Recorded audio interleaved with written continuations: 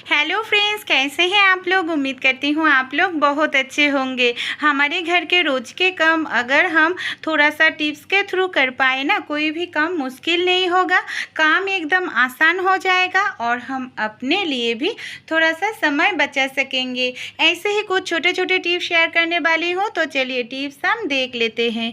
पहला जो टिप्स है, कई बार होता है क्या, हमारे घर में जो चने का दाल है, मटर है, हम भिगोना भूल जाते हैं। तो हमें वो रेसिपी बनाना है, तो किस तरह से झटपट हम उसको जो फूला हुआ रहता है ना, भिगोने के बाद इस तरीके से कर सकते हैं। इसके लिए हमें क्या करना होगा, गरम पानी डालना पड़ेगा। मैं यहाँ पर चने का दाल ले लिया है, रेसिपी बनाऊंगी, इसलिए गरम पानी हमें डालकर 15 मिनट इसको इस तरह से भिगो कर रख देंगे। 15 मिनट बाद देख सकते हैं हमारे जो चने का दाल है एकदम से भीग गया है, फूल गया है। जिस तरह से हम 5-6 घंटे भिगो के रखते हैं ना, उसी तरह से हो गया है। तो ज़रूर ये टिप्स आप भी अप्लाई कीजिएगा। अगला टिप्स हम देख लेते हैं। मैंने यहाँ पर ले लिया है गैस के ऊपर एक स्टैंड, इसके ऊपर दे रही हूँ कच्चा आम।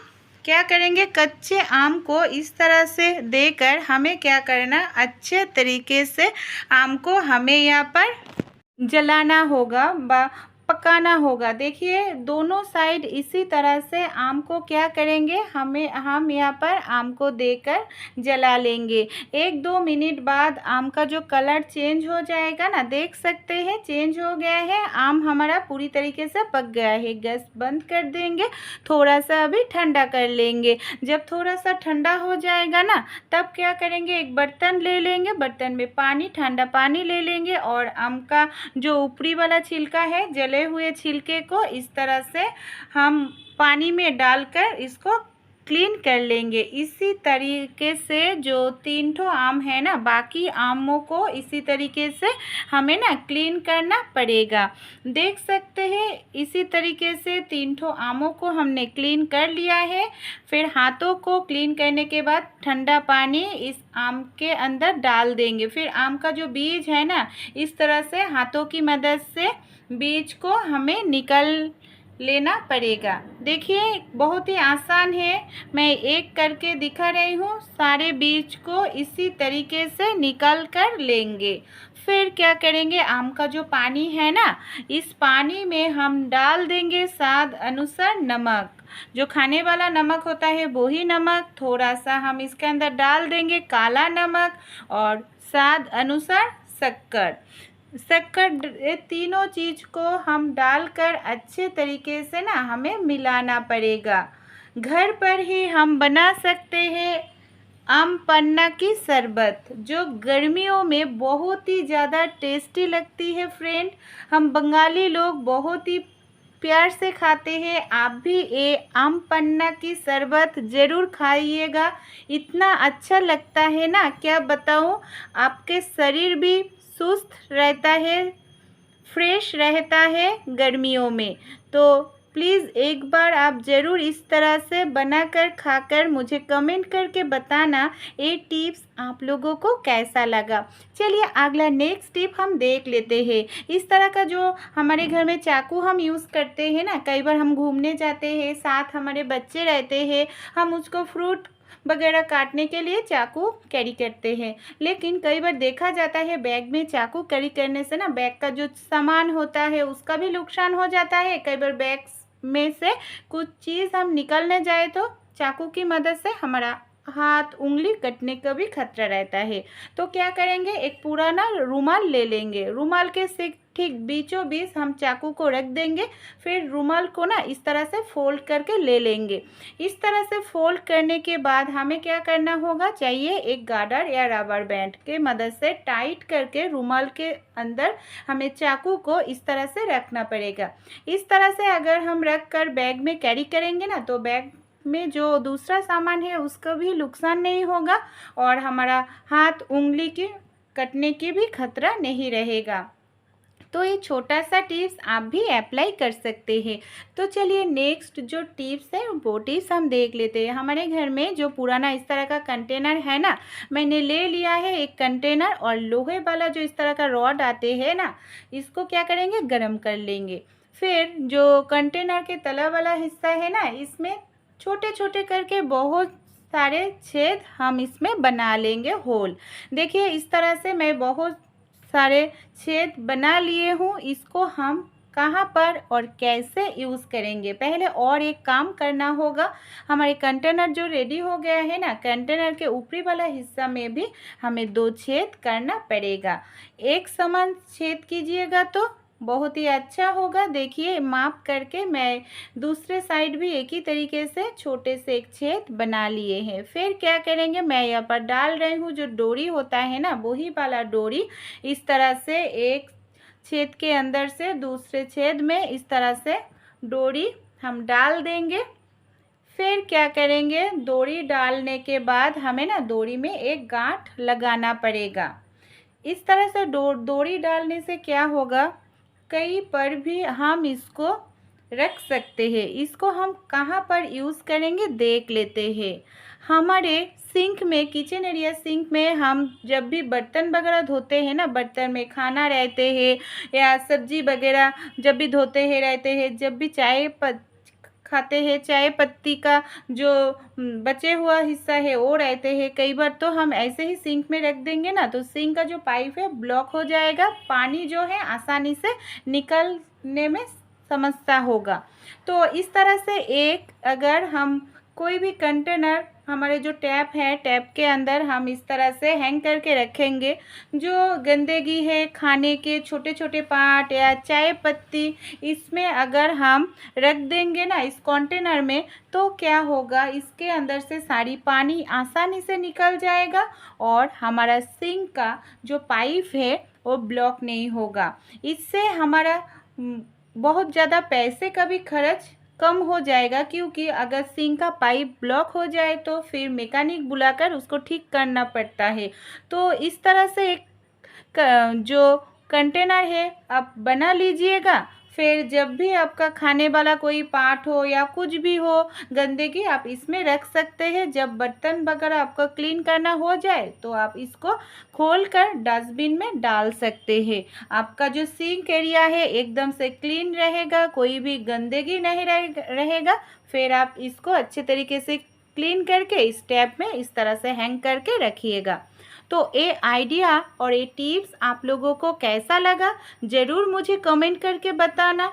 टिप्स अगर अच्छे लगे तो अपने दोस्तों के साथ शेयर करना। चलिए नेक्स्ट जो टिप्स है उस टिप्स हम देख लेते हैं। हमारे घर में जो महिला लोग हम हैं, हम तो इस तरह का जो कॉस्मेटिक का चीज़ है ना, देखा जाता है लिपस्टिक या वैसलीन, इस तरह का चीज़ तो हम यूज़ करते ही है। हमारे घर में जो लिपस्टिक वैसलीन है ना, देखा जाता है गर्मियों में ना एकदम से गलना शुरू हो जाता है वो महंगा महंगा लिपस्टिक और वैसलीन।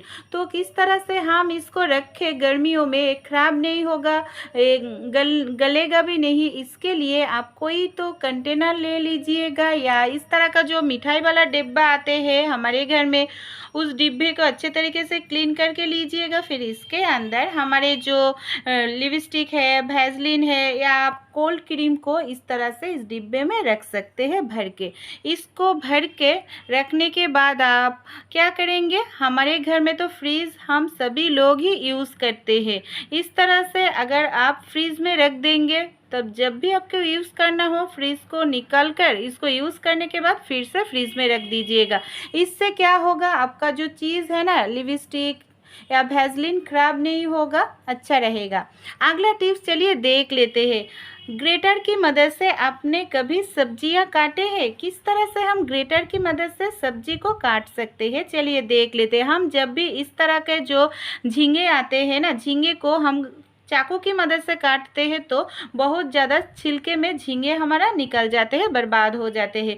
ग्रेटर की मदद से इस तरह से थोड़ा थोड़ा करके अगर घिसेंगे ना, इससे देखिए सर छिलका जो है वो अलग हो रहा है, थोड़ा सा भी हमारा जो झींगे हैं वो छिलके में नहीं है। इस तरह से अगर करेंगे ना तो हमारा सब्जी में थोड़ा सा छिलके में सब्जी नहीं रहेगा और बर्बाद नहीं होगा। इस तरह से आसानी से आप कोई भी सब्जी का जो छिलका है ना अलग कर पाएंगे। देखिए धीरे धीरे करिएगा तो आपका जो सब्जी है ना ग्रेट नहीं होगा। धीरे धीरे देखिए इस तरह से मैं झींगे को एकदम से क्लीन करके ले लिया है।